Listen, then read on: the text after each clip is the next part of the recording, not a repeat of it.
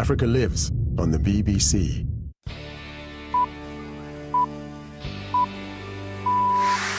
It's 12 noon in London, 7 a.m. in Philadelphia, and around the world it's time for Live Aid. They called it the greatest show on earth. 58 bands across the globe playing live in a 16-hour music marathon. It raised millions for the starving in Africa and put governments around the world to shame. But it was the day they thought would never happen. When they told me about it, I thought, what a terrible idea. I burst out laughing. I said, don't be ridiculous.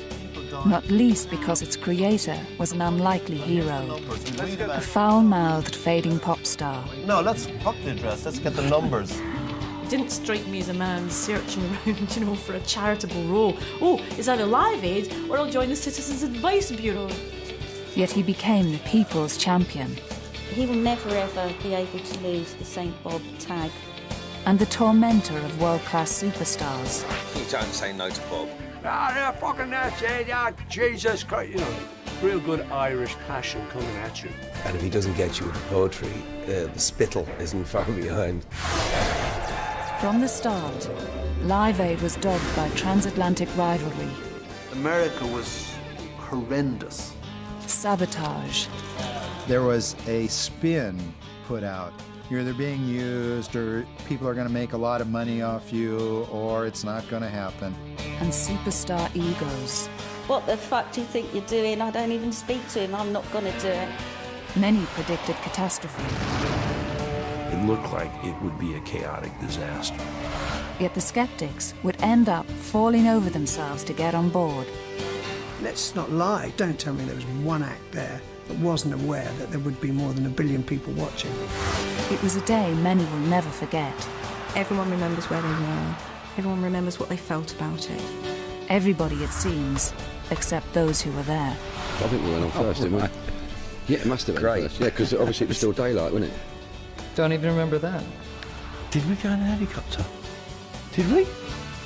I just wish I could remember more than I can. But that's because, as I said, I had a bloody good time.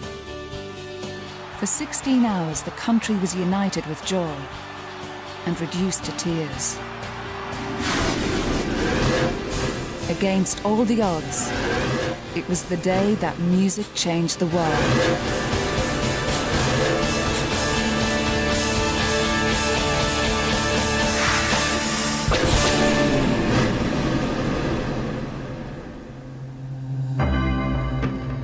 December 1984, and a now familiar anthem was taking Britain by storm.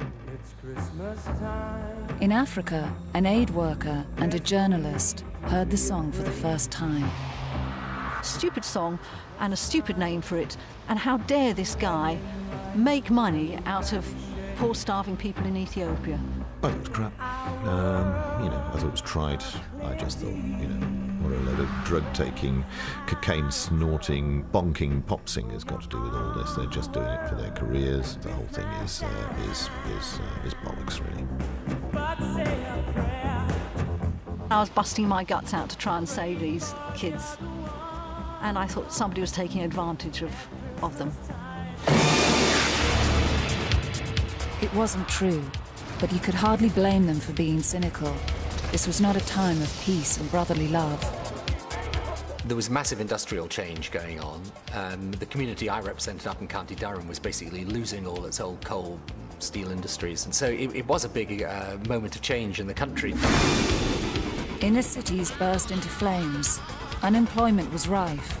Left-wing councils and the country's most powerful union, the miners, were locked in a fight to the death with Mrs. Thatcher's Tory government. And there was no greater anarchist than Scargill. So was Derek Hatton in Liverpool. The madness of the loony left.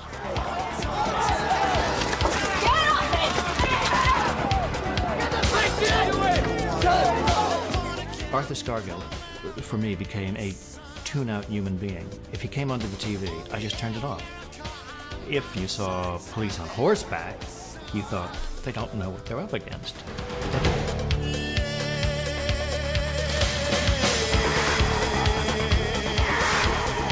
As far as the black community was concerned, We definitely felt that we were not a part of Thatcher's New Britain. We certainly got a sense that it was okay to be racist.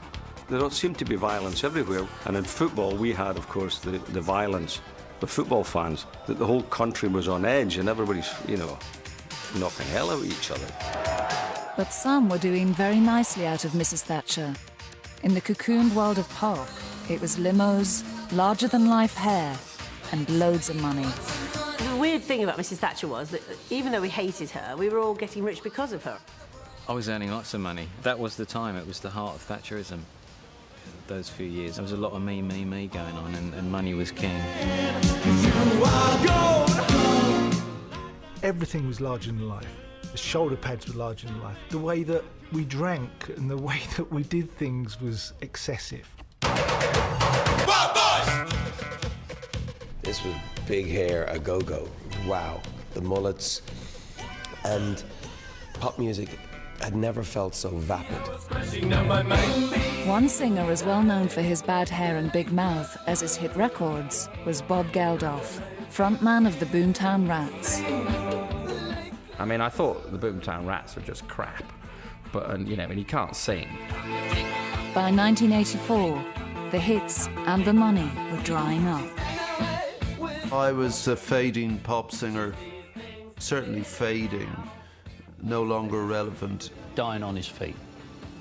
We got to a stage where we were thinking, well, we'll let him make one more record and we'll see how this goes. I think we all felt he'd rather overstayed his welcome and shot his mouth off, and we felt to some extent, I think, that he was a pop star on the slide. Geldof's girlfriend, Paula Yates, presenter of cult music show The Tube, was now the biggest star. Bob occasionally hung around, you know, the dressing rooms and the canteen at Tyne's television when The Tube was being shot, like a big bad smell, and he always used to wear a big black leather coat and a hat just that said, you know, I'm a pop star, and he was so grumpy and horrible. I mean, everybody in Bob's world was a fucking bastard, you know, maybe with the exception of his partner and his daughter. So he wasn't that popular. People used to be very cruel to him, call him Mr. Paula Yates and everything, and I can see that hurt him.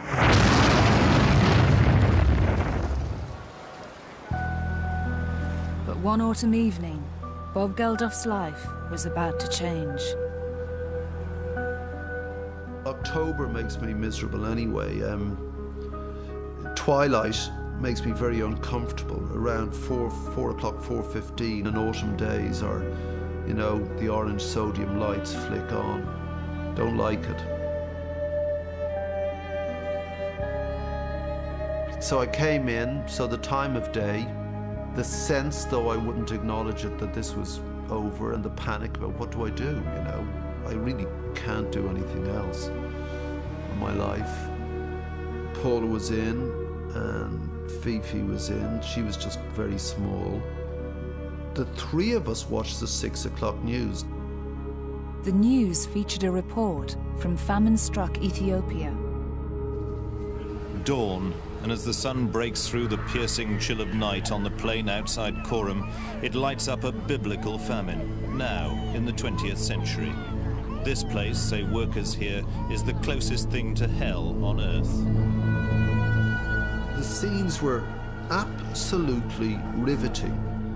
And this, from the get-go, did not look like television. It looked like Spartacus, something vast. And it was grey, these grey wraiths moving in this grey moonscape. And the camera was pitiless. It was like a cyclops just there. It would not let you off the hook.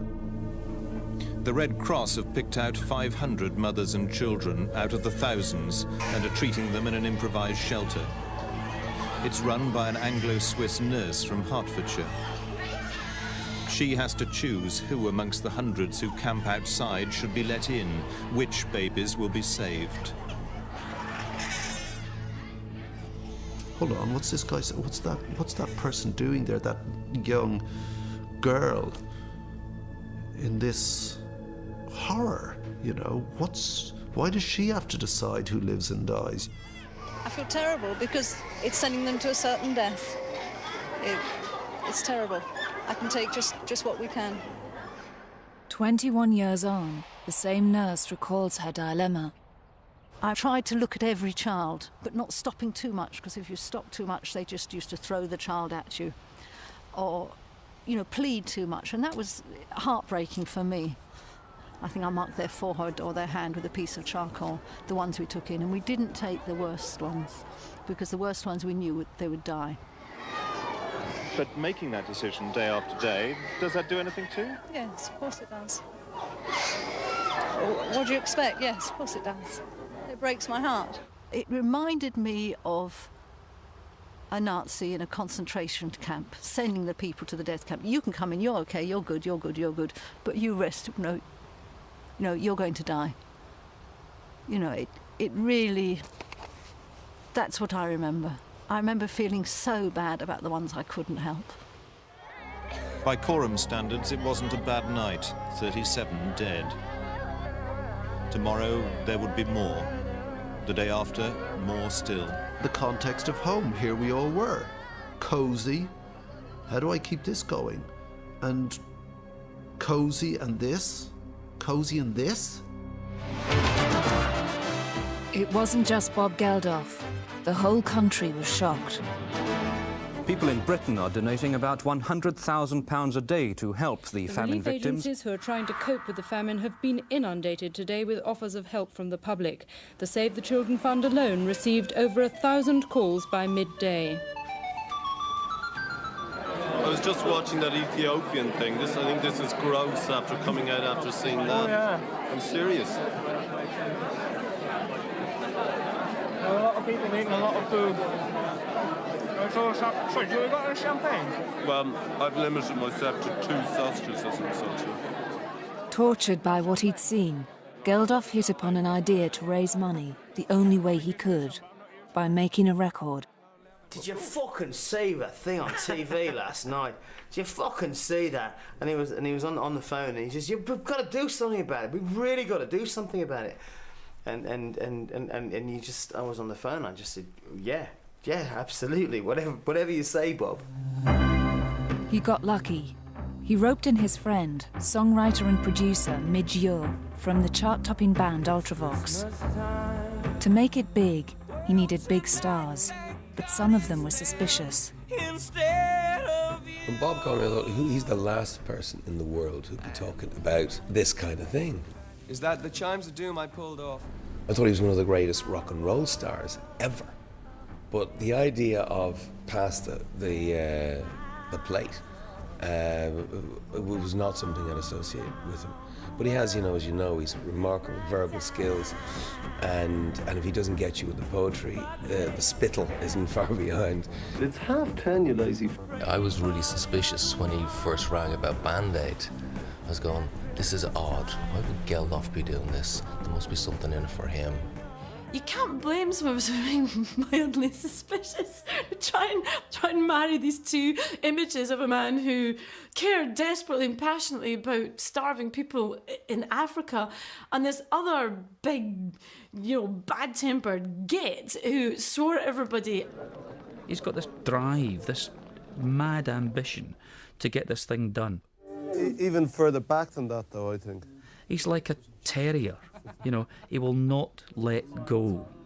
And once he had been let loose and got hold of all these artists, while I'm trying to put the record together, he's getting all the artists together, running up my telephone bill, I have to tell you. We both assumed the role, I was the producer, I was the guy dealing with the music. He was the guy rounding up the crowd. There's no question, if Midge just let it all pass, that would have been the end of my involvement. And the record would not have been made without him. Geldof and Midge Ure hope to raise £72,000 for Africa. But do they know it's Christmas surpassed their wildest dreams, making more than £8 million as it swept into the charts at #1. They set up a special trust to distribute the money.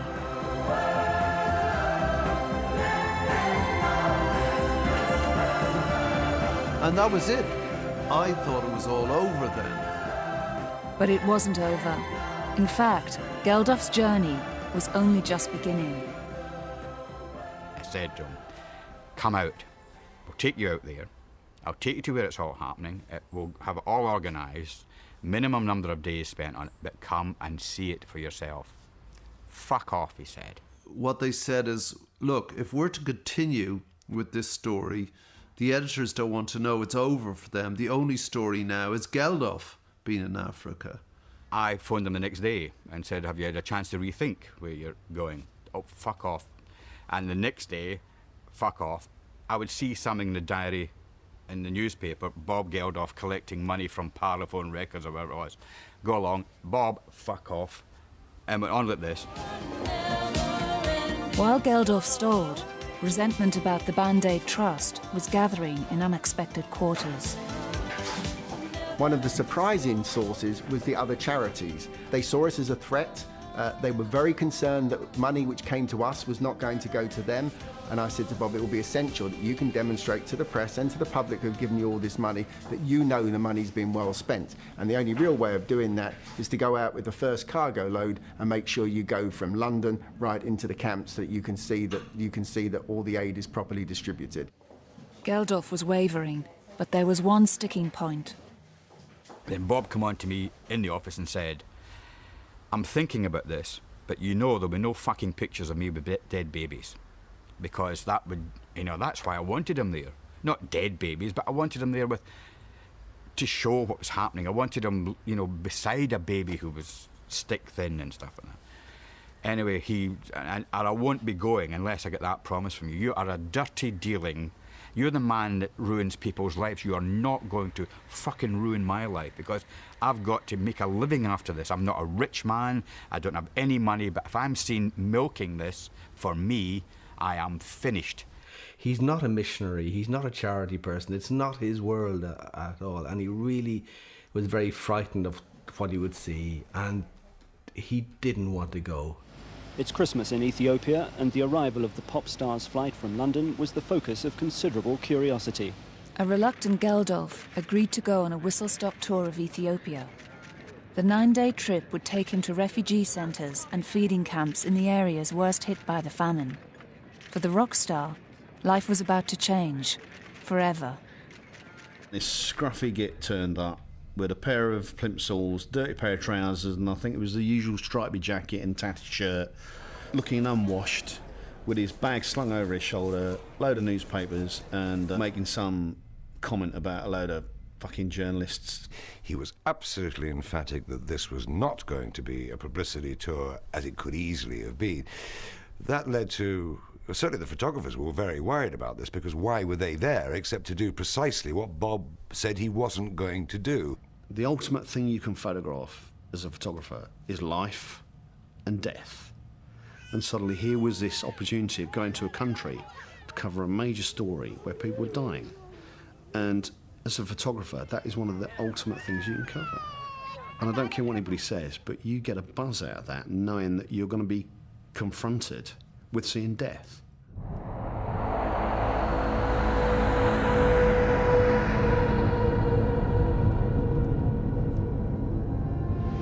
You're there watching an indeterminately aged human being. It looked like it was 2 years old, but it probably was 5 or 6 or 7, a huge distended head and eyes, saucer eyes, and flies settling on the mucus of the eyes, and they couldn't stand up, and they were listless in their mother or father's arms, and all they had to give them was a few grains of unhusked wheat, and they'd eat that, and it would be like razors in their stomach, so the child would begin to void its stomach, as well as not just the contents of the stomach. Pick up the baby, Bob.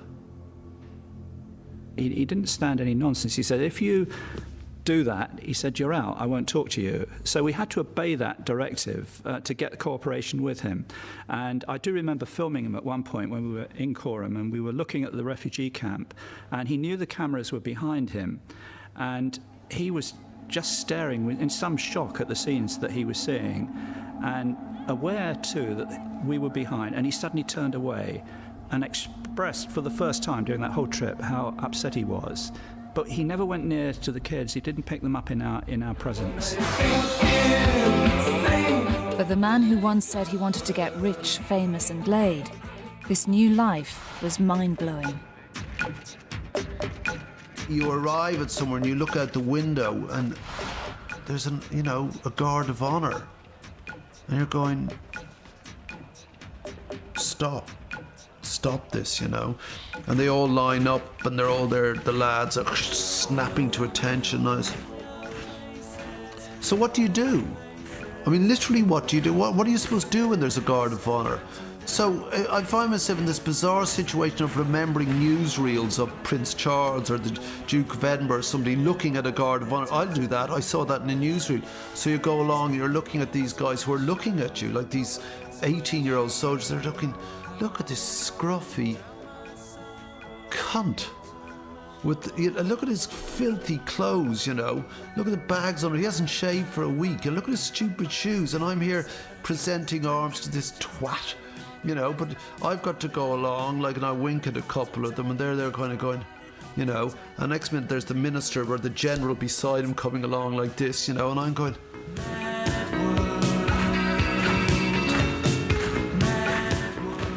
I don't know how to convey how mad it is. Like, I'm suddenly in this mad world, so unlike anything I've ever experienced. What am I doing here? Geldof visited the remote village of Mekelle in Tigray.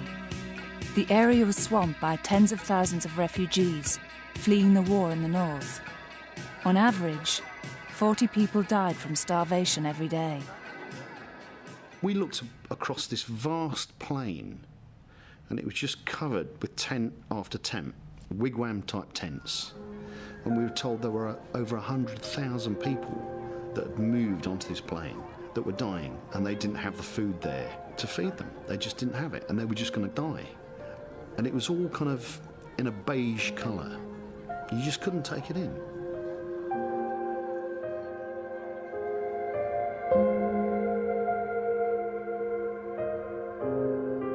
And we came upon a little boy and a little girl. The little girl was one of my nightmares. The little girl was about 3 years old, and she was looking after her brother, who was about 1 year old. And the little boy was as close to death as you can be. His eyes were almost fixed, and he had that glassy, waxy look about a child who's about to die.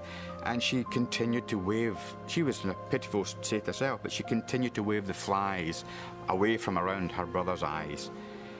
And the doctor explained that the little boy was unlikely to make it, but the little girl was in slightly better condition. And we moved up about halfway down the shed. This German nurse came up, spoke to the doctor, and said to the doctor, I don't know if it makes any difference to the photographer's picture of the little boy and little girl, but the little boy has just died. So Bob looked at me, and we moved up the shed.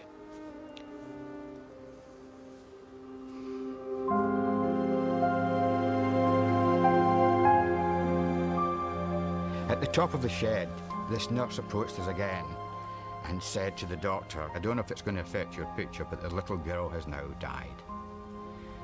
Anyway, Bob continued to talk to the doctor, and I left.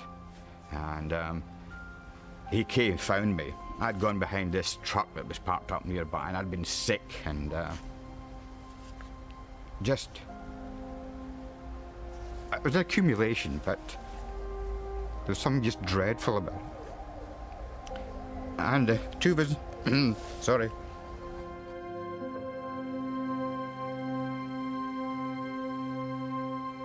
I looked around and Kenny was bawling. And I think that moment of absolute reality just stripped away all that carapace, that hardened shell, and it got him. So I retreated up the hill a little bit just to, do some general views of the area. And then the doctor emerged from a tent about 6 yards away with Bob, walking up the top end of McKaylee Camp, and the kids were just attracted to Bob, and they ran to be alongside him and look at him, the ones who could run. And I thought, shit, that's a picture. I knew Bob would go nuts when I took it.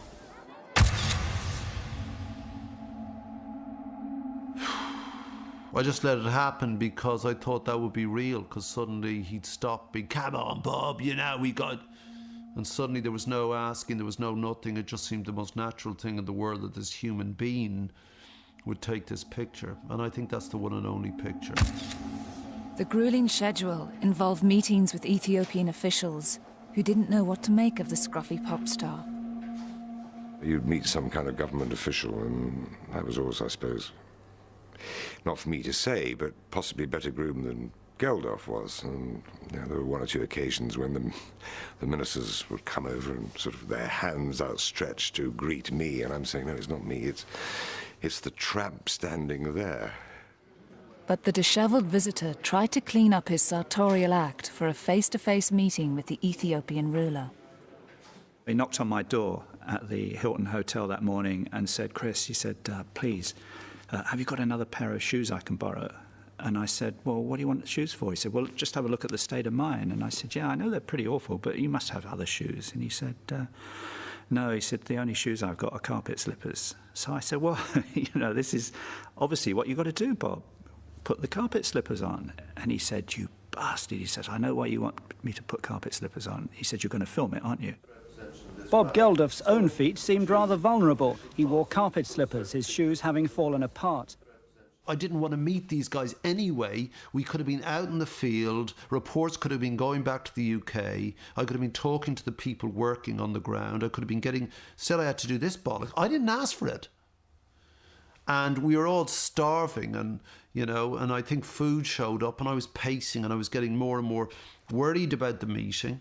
Two, that we were there at all, and some geezer showed up. Bob just stood there and went, and how dare you keep us fucking waiting while all these people are starving and we're not even seeing the president. We're seeing, you know, the dog's body, as it were, you know. Okay. So I'd meet the president, I'd get out my amnesty report, because I always had the amnesty report. He is a thug. He murders 60 people a day, he tortures them. So I'd say, it says here that you torture people, you know, because it's quite interesting, frankly, meeting a murderer and a torturer. I thought, this guy's a prize cunt, so I just said, you know, I think you're a cunt. I wonder how the translator put that into Amharic. The interpreter had stopped interpreting. You just thought, yes. I was eating peanuts at the time. I thought, I better eat a lot of these, because when you have a jail here, they don't feed you very regularly. And I thought, God, we're in trouble. Luckily for Geldof and his party, the insult was apparently lost in translation, and the trip was drawing to a close. I'd spent the money. I'd lived up to my responsibility by going there, and the crews following me, and that kept that reported back to the Band-Aid generation, if you like. Here you are, here's the people who will benefit from your largesse. Here's how it's been done. This is what's happening now. Thank you, everyone. Goodbye. But Geldof was about to embark on the next phase of his strange journey. In Ethiopia, an acute shortage of transport is still hampering the distribution of food aid, and while the supplies lie in the port, they're at the mercy of the weather.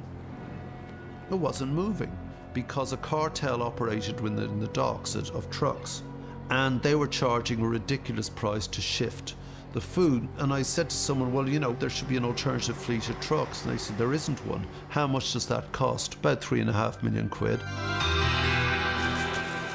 Geldof left Ethiopia, haunted by the images of the past 9 days.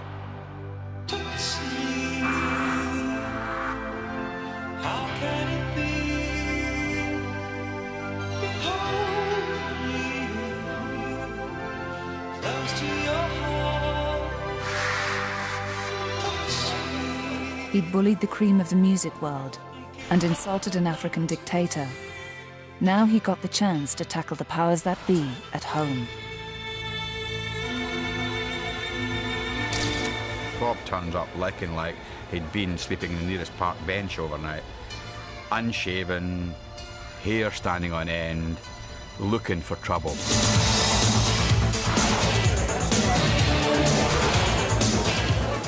And Bob, before anyone could get to him to ask him why he was there, strode across the hall, and I was with him, and I said, "Mrs. Thatcher, there's someone I think you'd like to meet, Bob Geldof." And she said, "Ah." And she said, "How do you do?" You know, and all this sort of thing. And I said, I mean, at the moment you've got a problem with the butter mountain. You don't know how to dispose of it. To sell to the Russians is the cheapest way. I'm sorry, but butter doesn't do very much good in Africa. Well, butter oil actually does. It is one of the major supplementary foods. If you can get it. But it is a byproduct of butter. I was pressed up very close to her.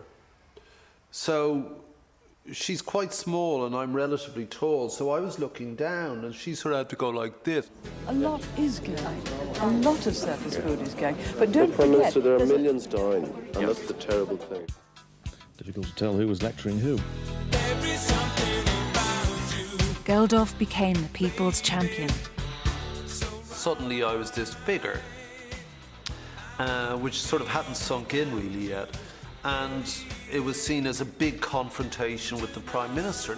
One of these great moments when Maggie, the great, wonderful Maggie Thatcher, was brought down to that size because she was wrong. That's what he did so brilliantly. He just stood up and said, "This is wrong." And still today, it's like, you know, moments cab drivers remember. I remember that time you told the fucking that to fuck off. God me, I'll fucking remember that. Well, I didn't. At a time of great political change, the punk and the Prime Minister had more in common than anyone realised. She lashed out with her handbag at every institution she saw: the monarchy, the old Tory party, the old Labour Party, the trade unions. She was a punk. Back then, it wasn't exactly cool to support Mrs. Thatcher. Highest standard of living ever. Highest output. Highest investment. Highest retail sales. Highest ownership of houses. Please, will you remember that sometime? But secretly, many like Geldof admired her policies. Privatised industries ignited the share-buying dream. Council house tenants bought up their own homes. And in the city, young guns were making a killing. There was a great deal of prosperity about, and we were seeing the beginnings perhaps of, was it Cortina Man in those days? A lot more people in this country felt that they were budding capitalists. Guess what? We bought our council house, you know, paid rent for 350,000 years. We're homeowners. We actually can do it now. We've got shares.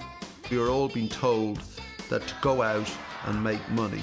You know, if you're an 18-year-old kid, just make money. It's cool to be 18 and have a Porsche and wear, you know, red braces and have these new mobile phones which were the size of a backpack and stuff. That's cool. You know, I actually think it is cool. Geldof had become a charity entrepreneur, and Mrs. Thatcher loved entrepreneurs. I think what they were doing was almost a sort of privatisation of aid. It was very much a return to a sort of 19th century idea of philanthropy and of people spontaneously taking an initiative to help other people, rather than relying on or expecting the state to do it for them. Even in the home of capitalism, the cream of America's music talent was jumping on Geldof's bandwagon. 45 top stars were about to record their own charity single for the famine. I was quite moved at the fact that a bunch of Brits got together, you know, and decided to do this. I think that's what really kind of woke us all up in America. There comes a time. The two superstars of the moment, Lionel Richie and Michael Jackson, wrote the song, and Richie's manager, Ken Cragen, invited Geldof to come to Los Angeles for the recording. There are people dying. Well, I'd never spoken to Bob Geldof before. I didn't really know what I was in for. At the Band Aid recording in London, the talent had gone to the local chippy for their dinner. But in California, they did things differently. I got, I don't know, $50,000 worth of free food donated for the group, and then it was all spread out. It was in Hollywood, California. So when you say, would any restaurant like to cater for free? Well, it's only going to be Spago's, it's only going to be Chasen's, and their presentation is going to be over the top. Geldof was not impressed. The only problem with that is Bob walked in, saw it, and started berating the people for eating while the people were dying in Africa. It was a little egregious, like, you know, I think the caviar, the lavishness of it. It was a little embarrassing. I had to go retrieve Bob and get him back to the studio. We Are the World raised $45 million across the globe, 4 times as much as Band Aid. They'll always say to you, oh, you're the guy who did We Are the World, and I go, no, you know. But, you know, whenever I walk into a bloody room in Africa, we are the world. No, wrong song. The money-making potential of a huge gathering of top-class talent would stay with Geldof. 2 months before, he'd been written off as a fading star, hell-bent on his own publicity.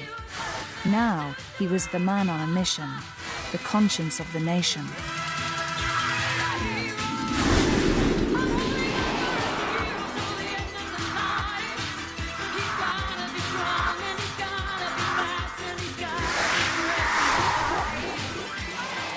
They started to call him Saint Bob.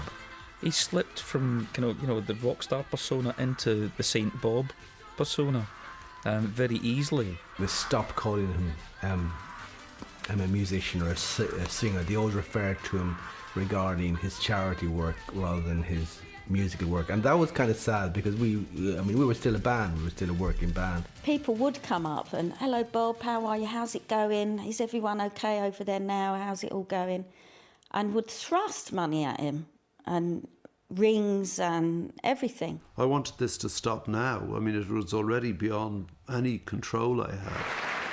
So, ladies and gentlemen, for tonight's special award, Bob Geldof and Midge Ure, please come forward. But Geldof was the face and the voice of Band Aid, and the story everyone wanted. And his unique force of character came at a cost to those close to him.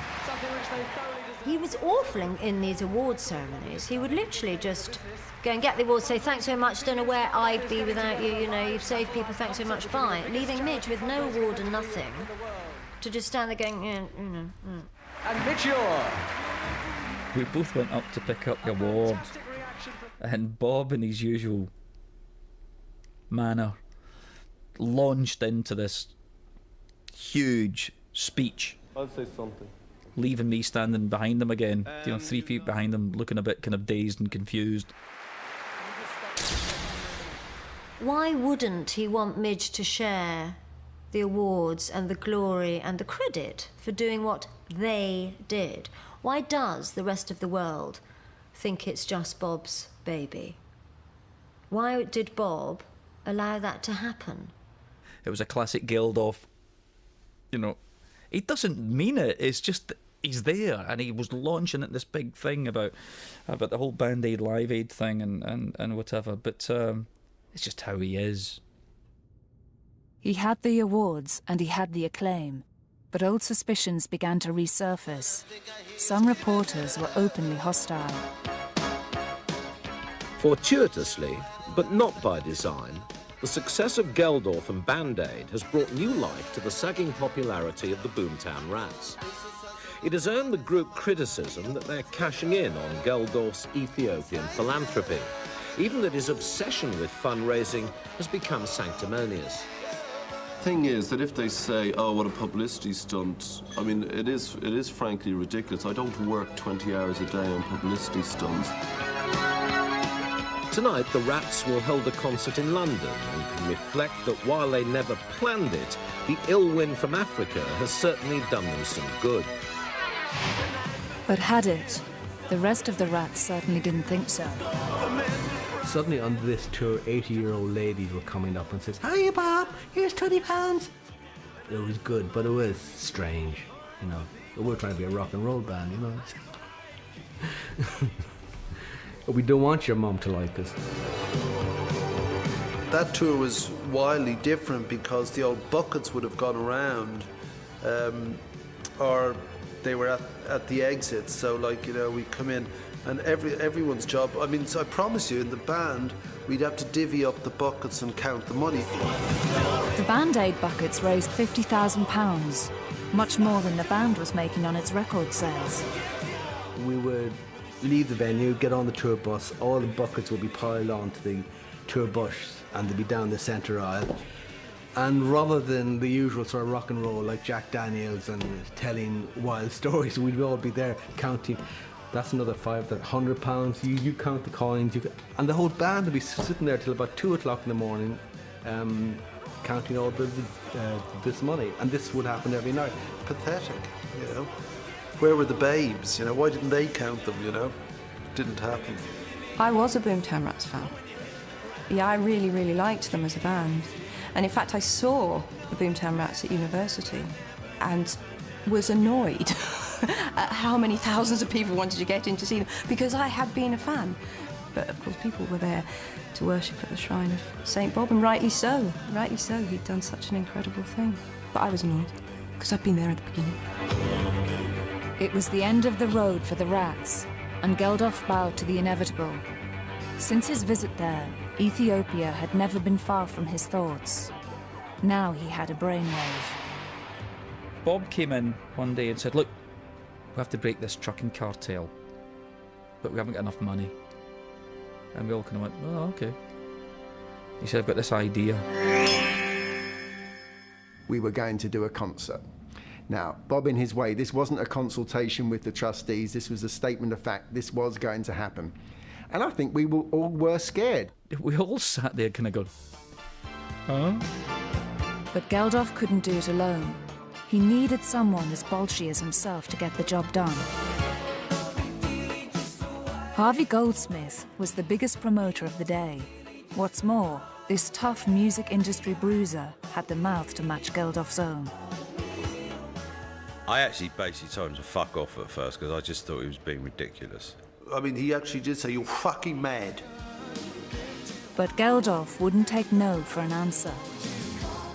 The phone rang, and there he was, saying, got to see you today, got to get this concert together. And I said, I'm just unpacking, I've just got off the plane from China, I don't know where I am, let's talk tomorrow. I got in the office, I think I've been there about 6 minutes, phone rang, Bob again. I said, okay, let's meet.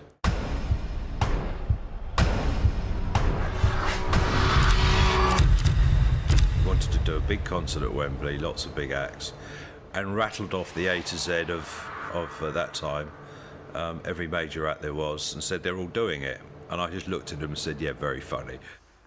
And he says, what do you mean, one concert, two continents? Why do you do that? Basically, everything he said he wanted to do, I said, you can't. So that was our starting point. So, it's a nightmare you're going to have in the middle of the summer where they're already booked up. But like he kept saying, and then what are you going to do then, and then what? And you could see he kept asking a question. In the back of my mind, I actually knew it was possible, but I didn't want to tell him that. We're scared of Bob. We're scared of Geldof. Now he just needed the talent, and for them, there was no safe hiding place. And he just approached me in the middle of Heathrow Airport. I don't think he was going anywhere. I think he was just sort of there haranguing people. Scared the crap out of me, so I said yes. And he was angry and committed and very volatile, and so I just went along with it. You know, you don't say no to Bob Geldof very easily. We're scared of Bob. What did you say to Bob? No? Do you know anyone that said no to Bob? You don't say no to Bob. I thought it was such a great idea that, of course, I said yes immediately. But not everyone saw it as a golden opportunity. When he said to me what he was trying to do, I burst out laughing. I said, don't be ridiculous. I must admit, when they told me about it, I thought, what a terrible idea. I thought, God, a big gathering of all those whalers, and it was the 80s, remember, there was so much crap around. I thought, oh God, it'll be all them, you know, all pouncing around in their white trousers. So you'd say, oh, well, it's in July sometime, not quite sure where it's going to be. Don't know if it'll be on the telly. And by the way, you can only probably play for about 20 minutes. You won't get a contract, but we want you on the TV. And you have to pay for it all yourselves. And it was like, fuck off. And as if that wasn't enough, Geldof was to boldly go where no man or television station had gone before. An all-day transatlantic live TV extravaganza when satellite technology was still in its infancy.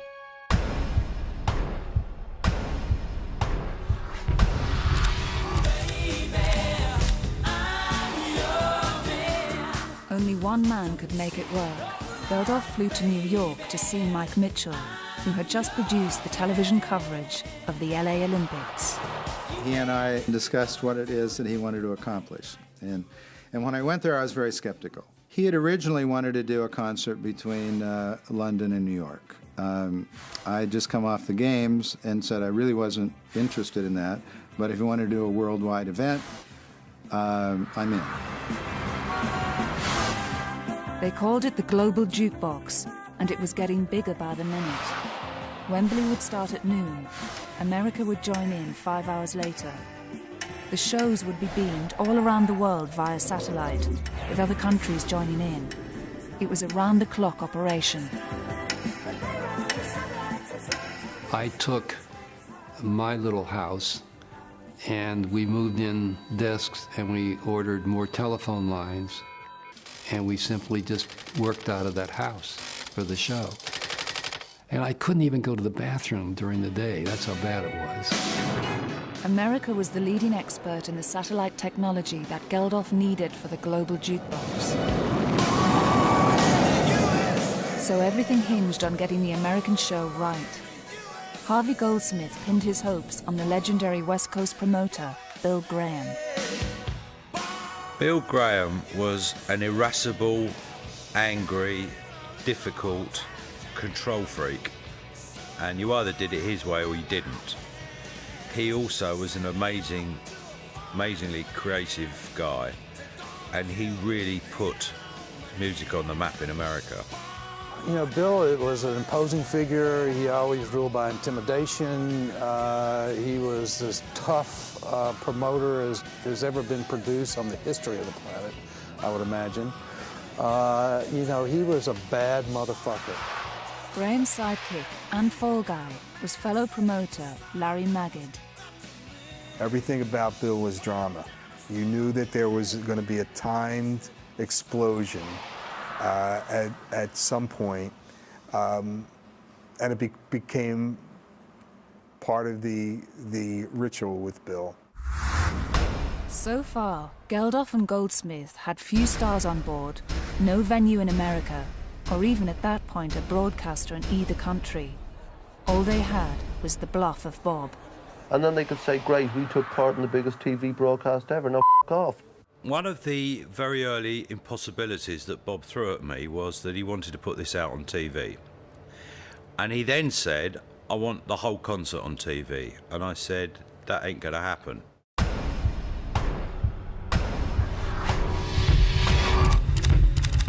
There was only one organisation that could pull it off.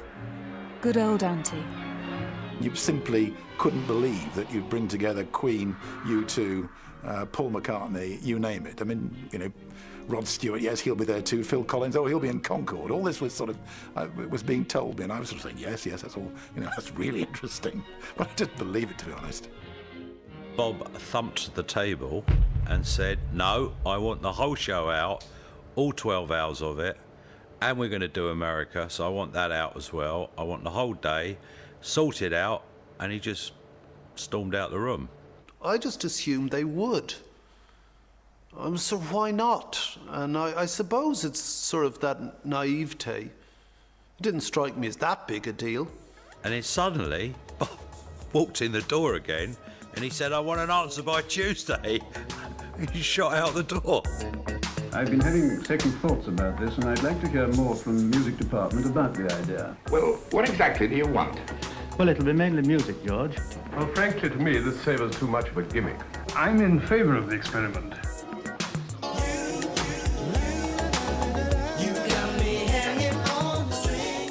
For 2 weeks, Geldof and Goldsmith held their breath. Then finally, a breakthrough. I called Bob and said, I just had a call from Roger and he thinks he might be doing it. He said, good, is he going to do the whole lot? OK wasn't good enough. It was the whole ball of works or nothing.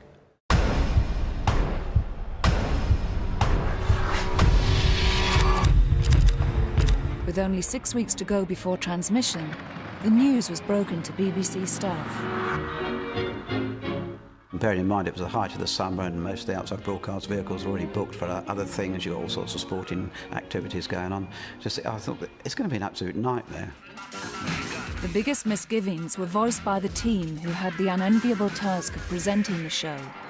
The men behind the Anorak's favourite music programme from the late-night graveyard slot, The Whistle Test. I was on holiday, in fact. I remember putting down the telephone and going out and lying in the meadow outside the house and staring up at the sky and just feeling nauseous with terror. The thing you have to remember about Whistle Test is that we were a very humble little programme. We were 40 minutes once a week occasionally on BBC Two. And here we were doing one of the biggest shows the BBC had ever done. It was like asking BBC Radio Clec Heaton to do the Olympic Games. You know, we really weren't up to it. If that wasn't enough of a problem, the new boy on the show was ideologically opposed to the whole thing.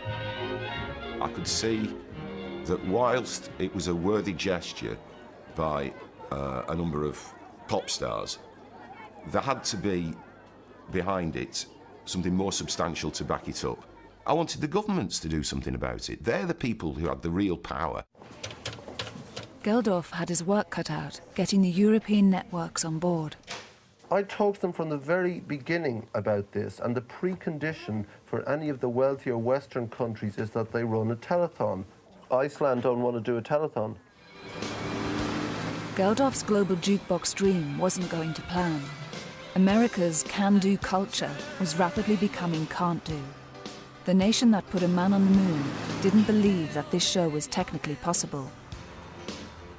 We were literally laughed out of all three networks' offices.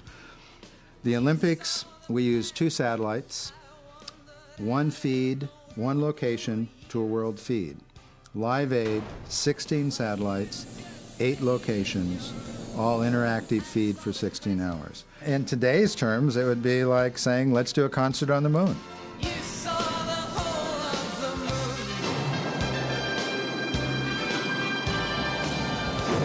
After weeks of wrangling, ABC finally agreed to broadcast not the whole day, but a 3-hour special with Philadelphia as the American venue.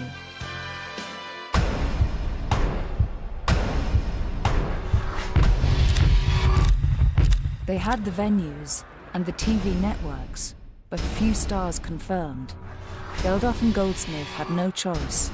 They had to go public. We had a press conference at Wembley to announce the whole thing, which was a bit of a farce, really, because we actually didn't have anybody confirmed at that point at all.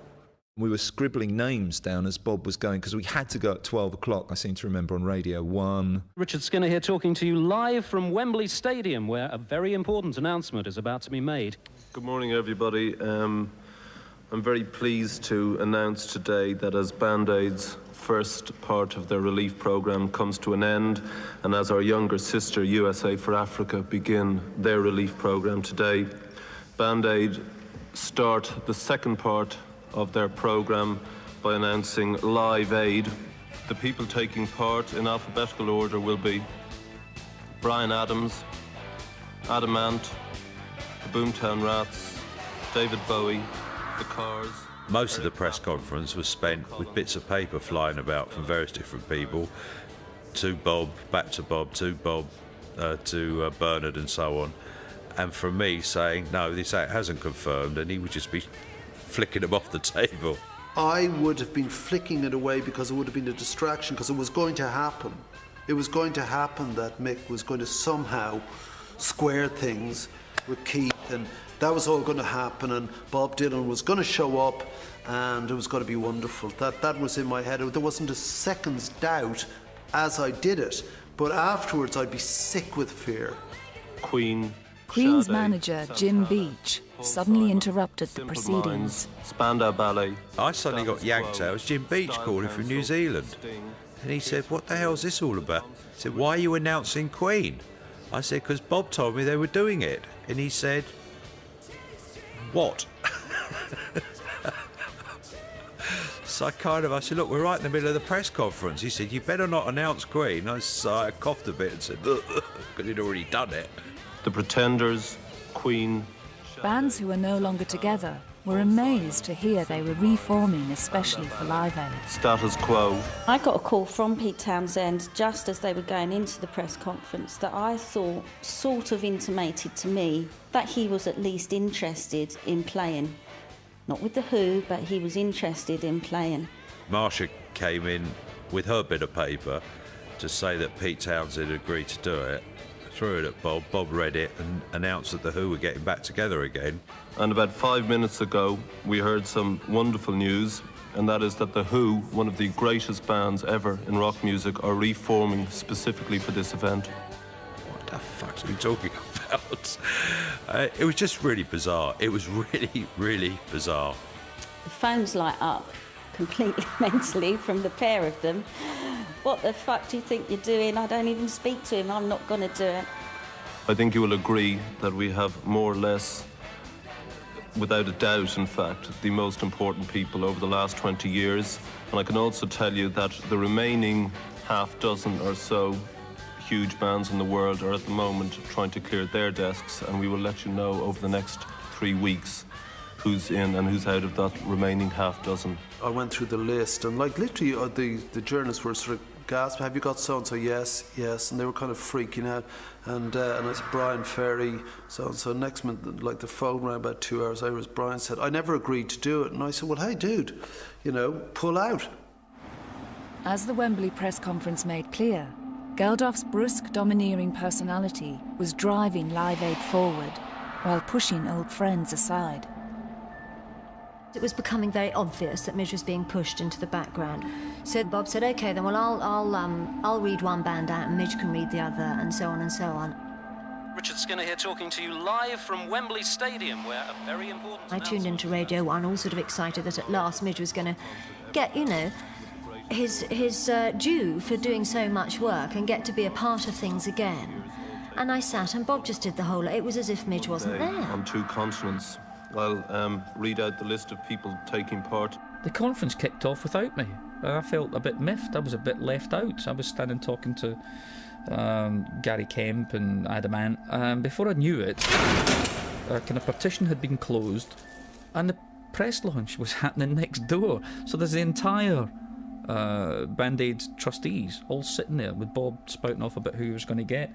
And I was in with them and I'm thinking, hold on a second, what's happened to me? Where have I gone? Well, I mean, he had nothing to do with Live Aid. I mean, that's it. That's the reality of it. And I would have said, well, if he wants to do something, he can, but it was never suggested to me, and I would have thought it redundant, really. I know it's not about egos, and it's not about personalities, but I think it was quite hard for Midge to take. And to his credit, he never said anything publicly.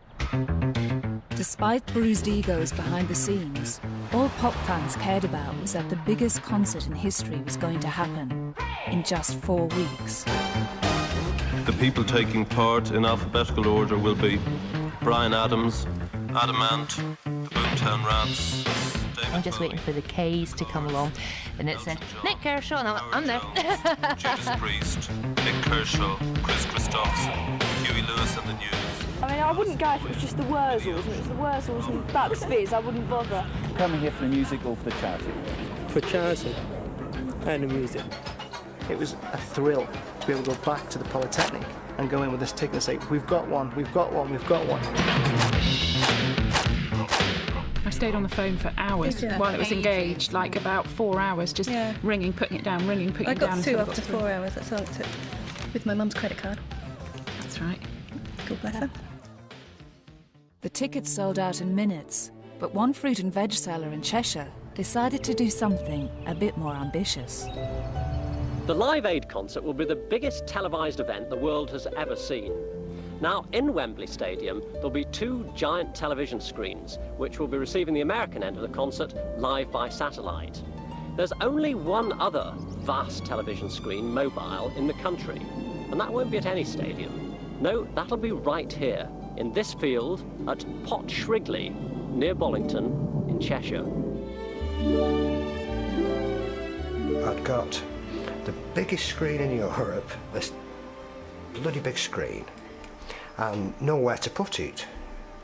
And anyway, Ches Orme, local lad, local farmer, he said, do it on my field.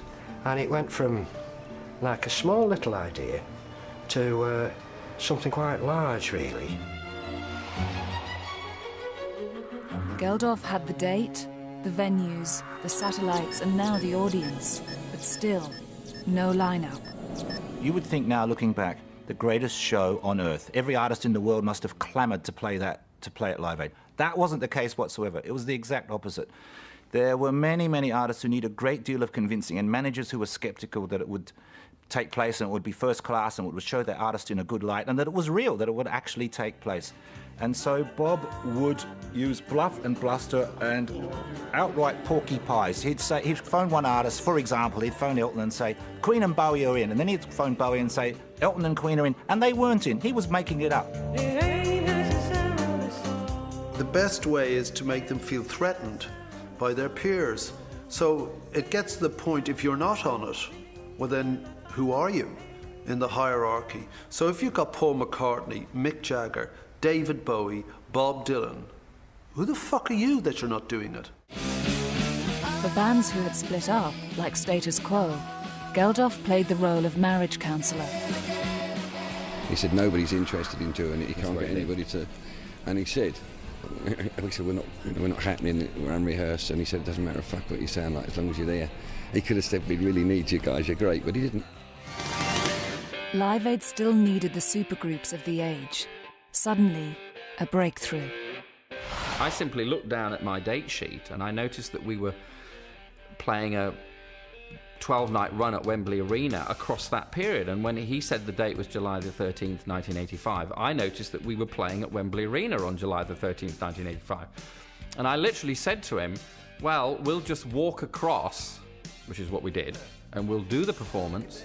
And then as long as we can have a time slot where we can get back to play to the 12,000 odd people who I hoped at that point were going to buy tickets for our show. The only thing I do remember thinking was whether in fact we'd be able to get it done in time and not to be able to get back and do the other gig. Several other managers subsequently rang me and said, are you doing this show at Wembley? Do you think X should do it? It was an accident of timing that proved a critical breakthrough. Ringing for you. People actually started calling up and saying, well, you know, we're doing the show, we'd like to be on at 6 o'clock, right?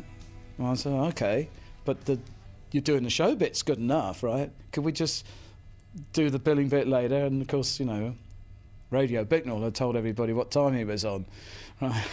So they're all scrabbling now, because well, naturally you're a manager and you say, my act's going to do this thing, you know. What's the next thing? You want to get the best bit on the bill.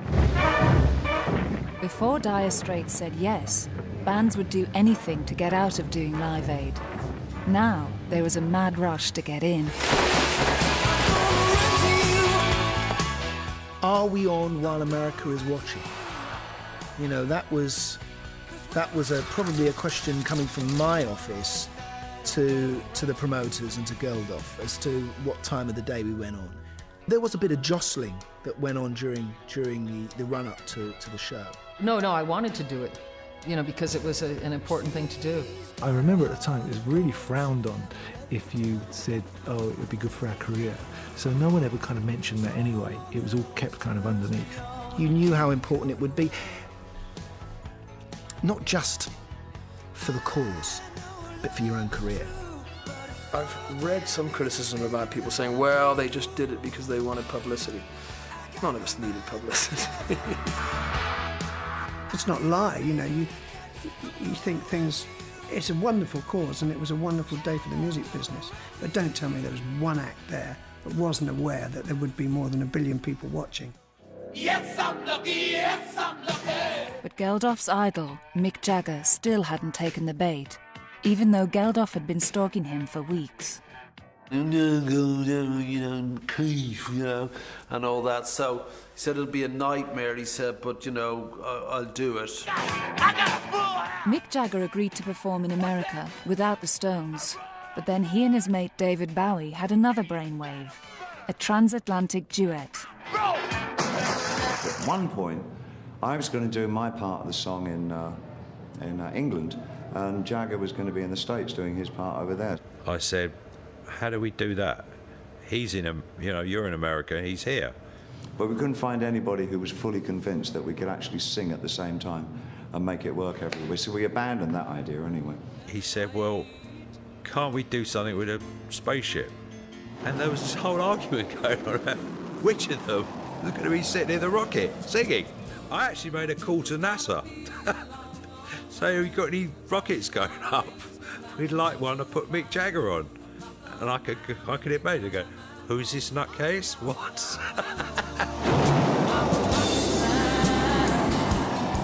The space shuttle was abandoned in favour of something more down to earth.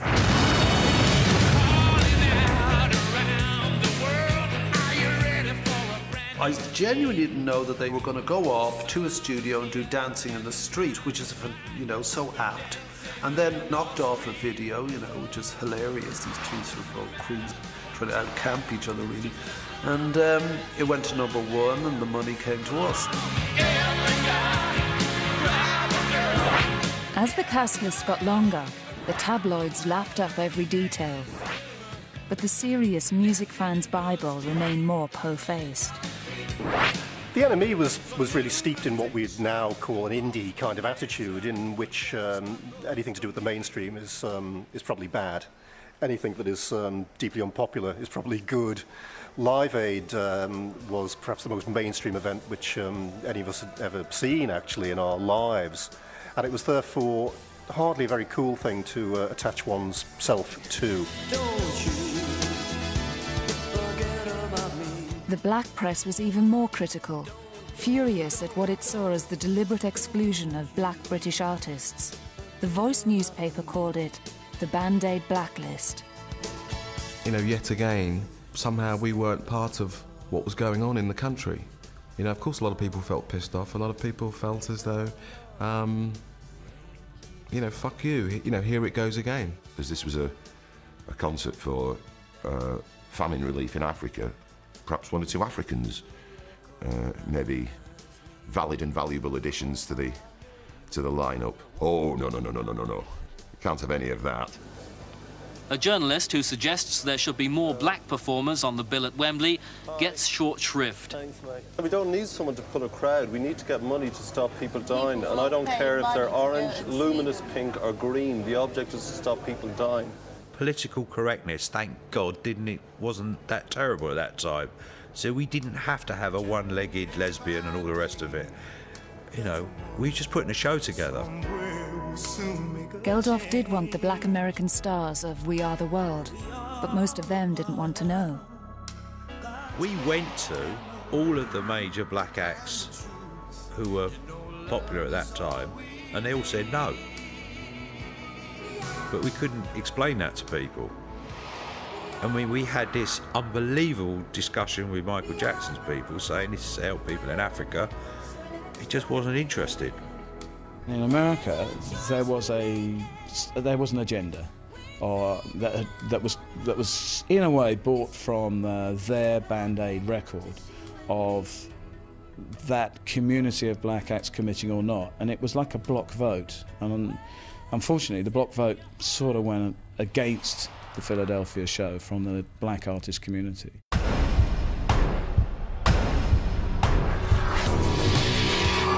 The Wembley concert was finally falling into place. But the all-important American end was falling apart. After lunch, bad news. Promoter Harvey Goldsmith has received a 4-foot-long telex from the American organisers of the Philadelphia concert. With just 3 weeks to go, there were few confirmed acts in the American bill, and the erratic promoter Bill Graham had stopped returning Geldof's calls. America was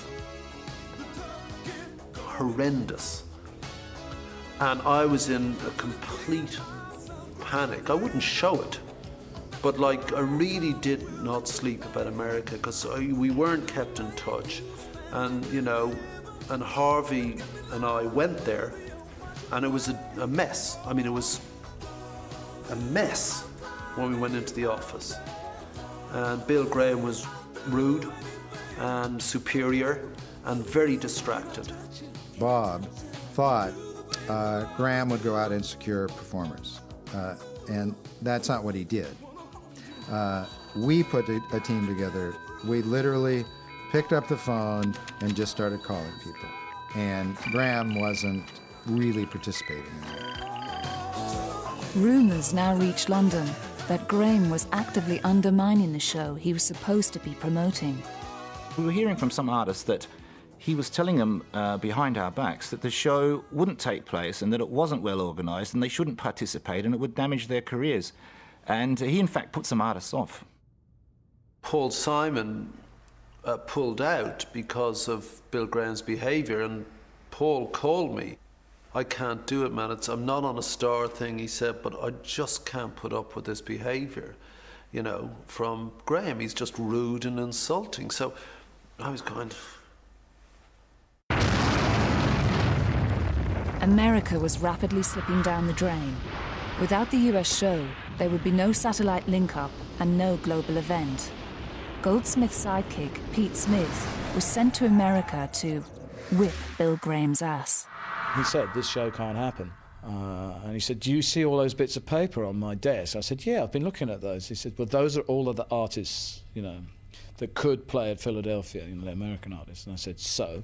He said, I refuse to work with half of these people. He's quite a bullish guy. Right? So me being the optimist, I said to him, well, there's a lot of bits of paper. What about the other half? And he looked at me and said, they refuse to work with me. It wasn't just the stars who had a problem with Bill Graham. His relationship with the TV producers reached crisis point.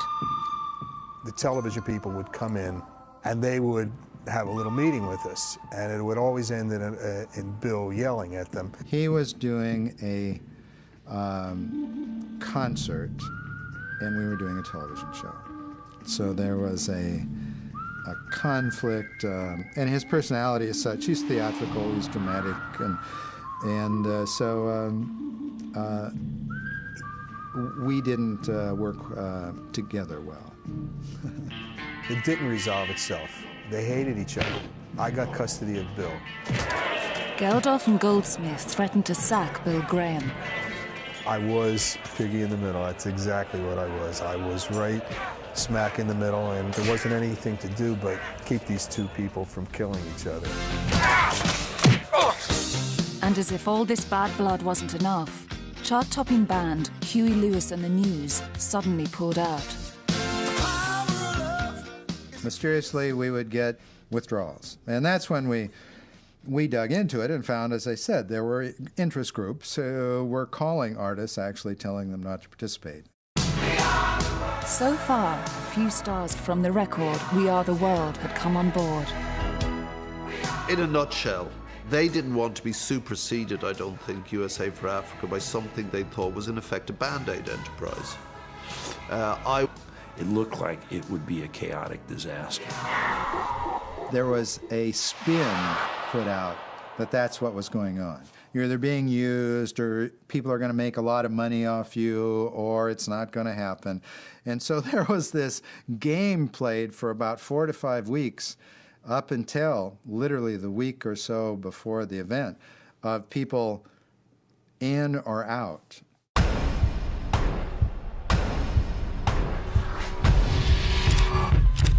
Back in Britain, Geldof's lineup was almost complete. But as usual, he wanted more. One of the icons of the age, Princess Diana. There must be an angel playing with my heart, yeah. Tonight, the Prince and Princess arrived back in London to attend a concert by the pop group Dire Straits. Tonight's performance is being given in aid of the Prince's Trust, a charity particularly associated with the royal couple.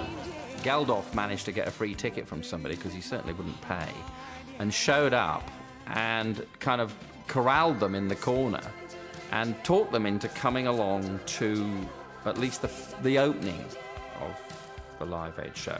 I thought it would be important that they came, because at that time, you know, it was glamorous, there was the excitement around their relationship and stuff like that. And they represented, well, the country. He had royalty, and now Geldof wanted pop royalty. But the king of pop, Paul McCartney, was still holding out. The former Beatle hadn't performed live since John Lennon's death 5 years earlier. He was an artistic recluse. He hadn't played, hadn't performed anywhere. He was having his family life. And Bob needed him badly for credibility. You know, one of the Beatles had to be in the show. Pete Smith and production manager Andrew Zweck were told to go to McCartney's offices, as Geldof put it, to bag the lion. There was a real sense of apprehension. You know, Friday night, 5 o'clock, you know, go get Paul McCartney. So we all marched over to the office in Soho Square, very important, to discuss how the show was going to work. I was panicking. I had no idea how the show was going to work. And I was called upon to be the spokesman of how it was all going to be perfect and wonderful and technically professional and enhance Paul's career, and he'd play in a fantastic light. But I was making it up, it's the truth of it. What if we go out there, you know, into Soho Square at 6 o'clock, and he's said no, you know? I suppose you catch a train to Dover or something, you know, because I'm not going back to see Harvey or Bob. But at the end of the meeting, he said I was always going to do this show. You know? And I said, well, you know, why are you always going to do it? And he said, the management. So I said, Stephen Shrimpton, your manager? He said, no, Pete. He said, the management. So I thought, Linda? You know, so I said to him, no. He said, who do you think the management is? And I said, the kids? My kids were very keen on the whole thing. One or two of them were a little too small to be aware of it. But I think the thing about Live Aid was everyone who could be aware, who was conscious, was aware of it. It galvanised the nation.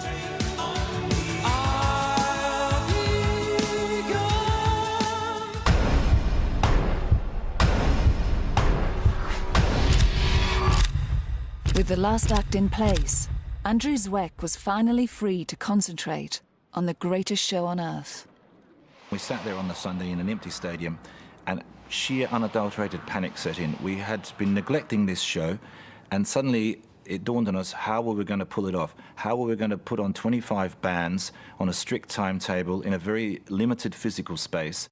We're out of power in this stadium. We're drawing every amp that we've got here. We're fresh out of power.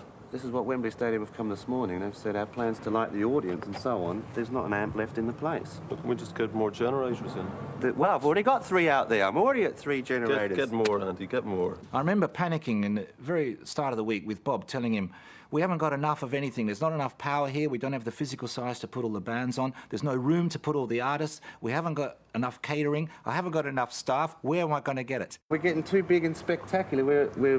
The resources are drying up. Zweck's most pressing problem was another of Geldof's brainwaves, a revolving stage.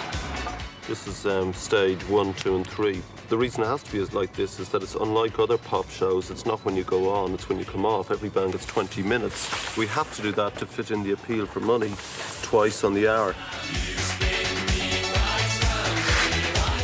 He knew it from some industrial trade show, which had abandoned it because it didn't work. But it was this large revolving turntable, very, very heavy, very unsuited for this purpose. We were absolutely flying by the seat of our pants. Once it was installed, it kept malfunctioning and it kept sinking into the wood because of its weight.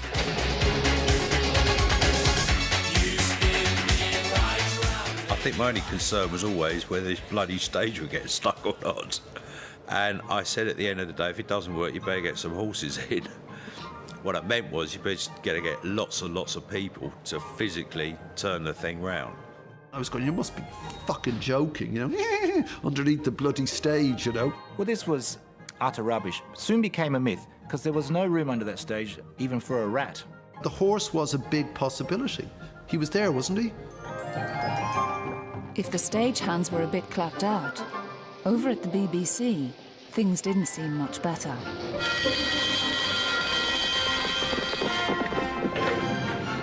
SIO, EP781.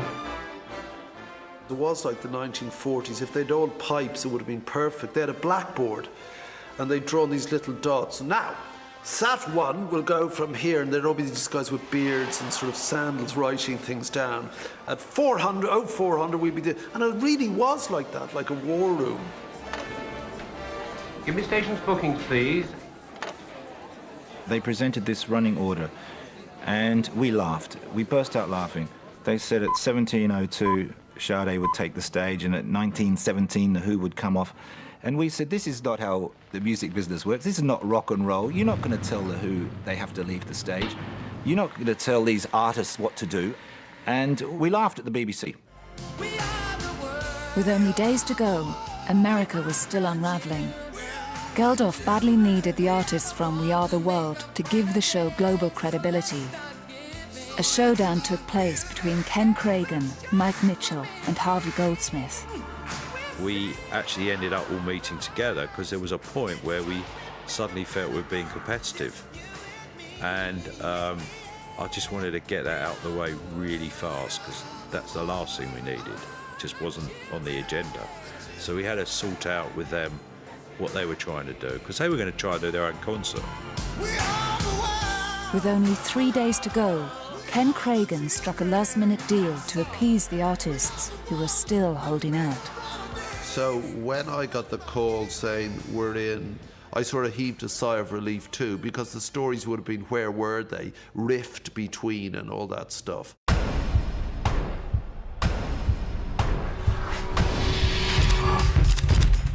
America was finally falling into place, but at Wembley, a massive row was brewing. Everyone in Britain was giving their services for free, except Wembley, who insisted on charging for the venue and their staff. Wembley were the biggest pains in the arse of the whole thing. They were really not going with the plot. They wanted money, they wanted this, they wanted that. And like, I was just going, fuck them, you know, no. An 11th hour meeting was arranged with Wembley's deputy chairman, Jarvis Astaire. Suddenly, Bob Geldof let it rip and used a number of four-letter words. Jarvis was starting to really dig his heels in, and the more he was digging his heels in, the more Bob was swearing, and the more Jarvis was getting seriously upset. That man Geldof has just sworn at me then. And I said, so you've never met Bob before then? And he said, I'm not having it. I'm not having it in my boardroom. I was, to some extent, offended that he was in the boardroom at Wembley having a proper business meeting, and he was behaving like the wild ruffian that I thought he was in the first place. It actually got very close to blows as it happened. And I said to him, if you want to talk to me about an event at Wembley and you're here, don't use that language and don't bang on the table. And at that point, he was, it was like, look, I'm not having this show in here, I'm not having that man in here. And we all thought it was all off again. At the 24th hour, Wembley reached a deal. Live Aid agreed to pay the stadium £250,000 for the day. It wasn't just the big guns. In Cheshire, fruit and veg man Tony Butterworth was having his own battle with bureaucracy.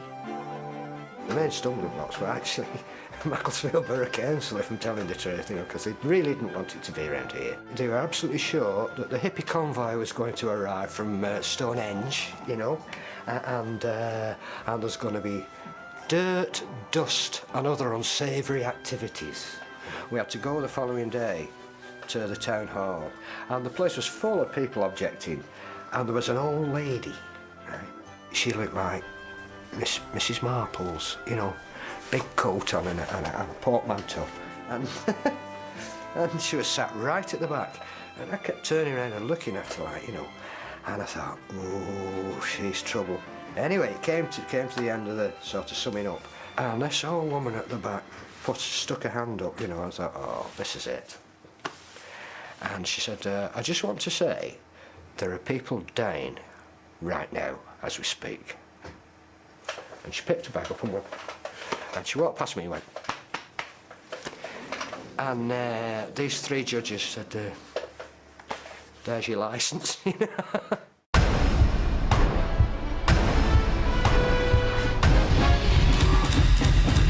One day to go, and the stars were wheeled out onto the BBC to promote the show, while along the corridor, the foot soldiers were receiving their marching orders. We were given no guidance at all about the kind of programme that was wanted. We didn't know whether we were covering an event or participating in it. Absolutely no preparation and absolutely no rehearsal at all. I mean, I can remember being called to a meeting, but mostly it was just lots of technical johnnies from the kind of outside broadcasting, talking about, you know, miles of cables that they were going to use and satellite links and all sorts of rather butch-sounding technology, which is, we were kind of just gibbering in the middle of it. We were all given little folders with the running order and show up. That's all you could do, show up. It was as amateur and as shambolic as that. But one man was more than relieved to see the BBC vans roll into Wembley. BBC marching with their clipboards, and they've got this running order, and they said, this is how it's going to be. It's all going to work like clockwork. We're going to interface with Philadelphia. And I thought, well, I believe them now. You know, in the beginning, I thought this was pie in the sky, but once they arrived on site, team-handed with all of the staff and all of the clipboards and all of the equipment, I thought, hang on, I'm not alone here. Then, the time came to try out the stage. The one dry run we got, because time was running out, it did fail, and panic set in, and then we called in volunteers. We called everybody we could find in London. Please come and help. It was completely like Keystone Cops. You had big, burly men running around with amps, getting stuck in the middle of the stage, turning, people still trying to plug out and seeing wires all crossed, things falling over. Is that the familiar face of Janice Long? Janice, how's it going? Things are going really well down here at Wembley. We've just missed... I remember having to be, well, lying, basically, to Terry. You know, no, it's all fine, it's all going to be hunky-dory. You could feel the panic, because there was no way that stage was going to go anywhere. We panicked, as usual. It would be a long night for Bob Geldof. At 2 o'clock in the morning, he was awoken by a phone call. U2 wanted to pull out of the show. We probably threw a wobbler, because we weren't getting a sound check. That would be very like us. Yeah. I don't remember that. I do remember trouble over a sound check, yeah. Geldof, by now exhausted after weeks of sleepless nights, spat out his familiar response. Fuck 'em.